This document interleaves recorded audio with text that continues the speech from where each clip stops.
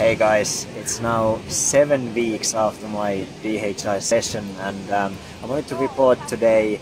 I had a really good discussion this morning with someone who is considering having a hair transplant in the near future, and just about his concerns, I guess, which is really common amongst all of us who are thinking of doing or going through these processes. So how quickly I can go back to work, are the results going to look natural, and all that sort of things. And I just now, it's 7 weeks now after my session.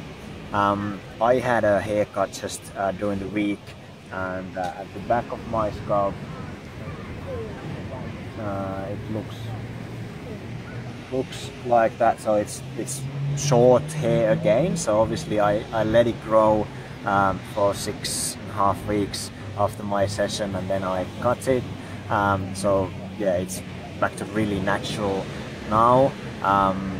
Still you can see a little bit of redness sometimes in the frontal bit, and even at the back.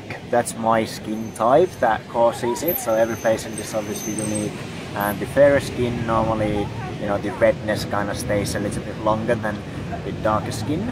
So the darker skin type, the quicker the healing and kind of recovery is, because even if there's a little bit of redness still left, it doesn't really show because your skin color is darker and the contrast is not so high.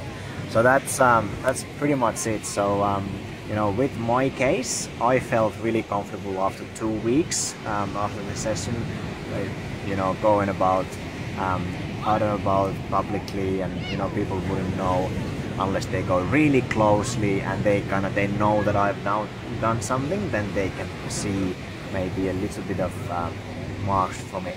But now, yeah, things are really normal. I do use minoxidil there, so that sometimes may have a bit of redness in the frontal bits. But like you saw the back of my scalp, no one would know anymore at this point that, you know, anything was done. This is really important, obviously, for anyone who is thinking of these treatments, because traditionally hair transplants, obviously there's cutting into your skin. You will be left with scarring and noticeable scarring.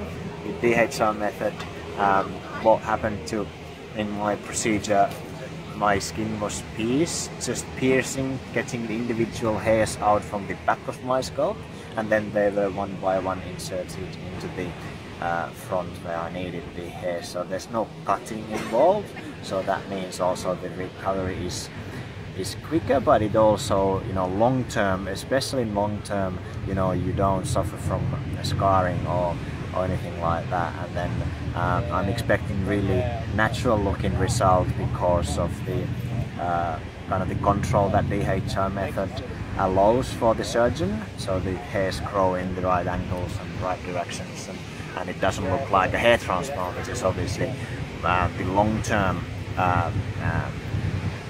objective for the whole procedure. So yeah, this was really I wanted to reiterate that how my process went, and got a bit inspired after the discussion this with someone this morning. And yeah, it's really a great way to fight against hair loss.